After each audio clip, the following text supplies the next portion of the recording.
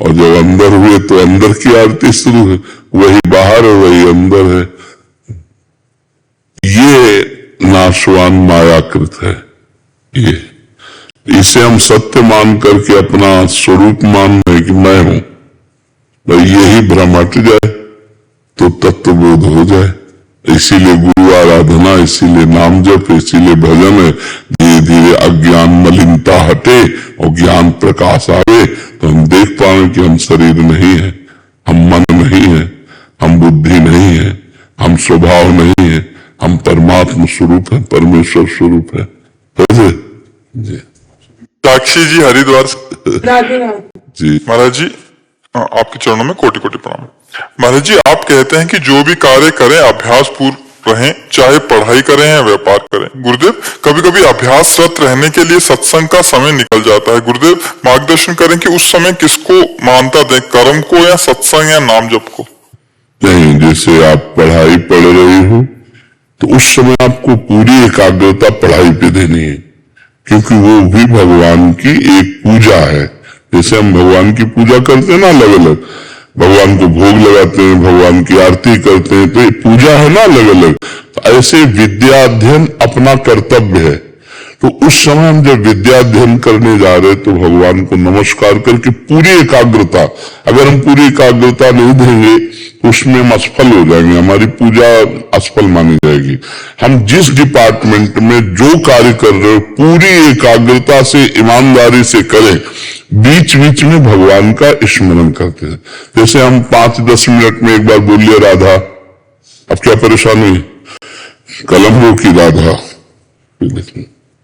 और 2 घंटे 4 घंटे 8 घंटे जो भी कार्य किया या पढ़ाई की, बाद में भगवान के चरणों में वो कर्म अर्पित कर दिया, उसे कर्म समर्पण योग कहते हैं।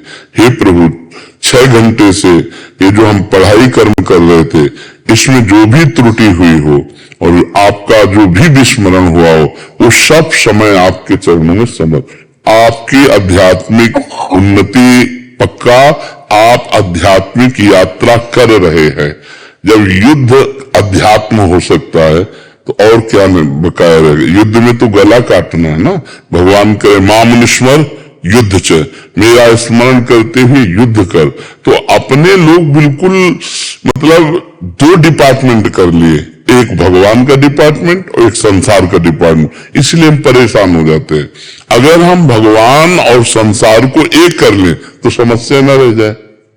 और एक ही है, दूसरा कोई है नहीं, उसी का खेल है और सबकी जिम्मेवारी है अपने अपने कर्तव्य का पालन। कोई किसी की बहन है, कोई किसी की बेटी है, कोई किसी की पत्नी है, कोई किसी की माँ है। सबका अलग अलग कर्तव्य है और एक ही शरीर से कई कर्तव्यों का पालन करना है। इन कर्तव्यों का ठीक ठीक पालन कर लेने का मतलब है भगवान की आराधना। दूसरे से सुख ना चाहते हुए हम अपने कर्तव्य का दूसरे के प्रतिपालन करें, ये भगवान की आराधना हो जाएगी। आप हर समय प्रसन्न रहेंगे यदि भगवत आराधना में रहेंगे। भगवत आराधना का मतलब केवल माला चलाना ही नहीं है, अपने कर्तव्य का सांगोपांग पालन करना है। गुरुदेव, जैसे मैंने अभी सीए की पढ़ाई पूरी करी है, मैं व्यापार शुरू कर रही हूँ, तो उसकी वजह से आपने का अभ्यासरत रहो तो रात तक लेट तक काम करना पड़ता है अपना सब कुछ। और ऐसा लगता है आपसे हम तब मिलते हैं जब हम सत्संग सुनते हैं। मतलब ऐसा लगता है हम आपसे उस दिन निकटता लगती है जब हमने सत्संग सुना। तो हमने भागवत सुनने का नियम शुरू करा, पर तब काम लगता है और अभी नहीं, हमें ये बताइए 24 घंटे में आप कितने घंटे काम कर सकते हैं जो बिल्कुल तन्मयता पूर्वक कर सकते हैं? गुरुदेव 10-12 घंटे। 12 घंटे 30 मिनट सत्संग सुन लीजिए। 30 मिनट 12 घंटे अगर हम काम कर रहे हैं और 30 मिनट हम सत्संग के लिए निकाल लेते हैं तो क्या हमारा घाटा हो जाएगा? 6 घंटे 8 घंटे शयन के लिए होते हैं, 12 घंटे काम के लिए होते हैं। तो आपके पास कितने समय बचा? मान लो 6-8 घंटे आप सो लें गृहस्थी में, संसार में। वैसे तो अब तो 3-4 घंटे का आदेश करते हैं साधक के लिए, लेकिन गृहस्थी में मान लो हम 7 घंटे 8 घंटे मान लो, आप 12 घंटे काम करते हैं, तो 12 + 8 कितने हुए? 20। अभी तो 4 घंटे बचे ना। तो जो समय आप मनोरंजन में और व्यर्थ में देते हैं, वो समय हमें दे दीजिए, आप महात्मा बन जाएंगे। आप इस हमारे प्रश्न का उत्तर दीजिए कि आप 12 घंटे काम कीजिए और वो 12 घंटे ठाकुर जी को समर्पित करने के लिए 1 मिनट लगता है, ठीक है। इसके बाद आप 8 घंटे सोइए और 8 घंटे सोने को भगवान को समर्पित कर दीजिए। 20 घंटे आपके इसमें गए, अब 4 घंटे बचे हैं। 4 घंटे में आप क्या करेंगे? जो आप कहेंगे।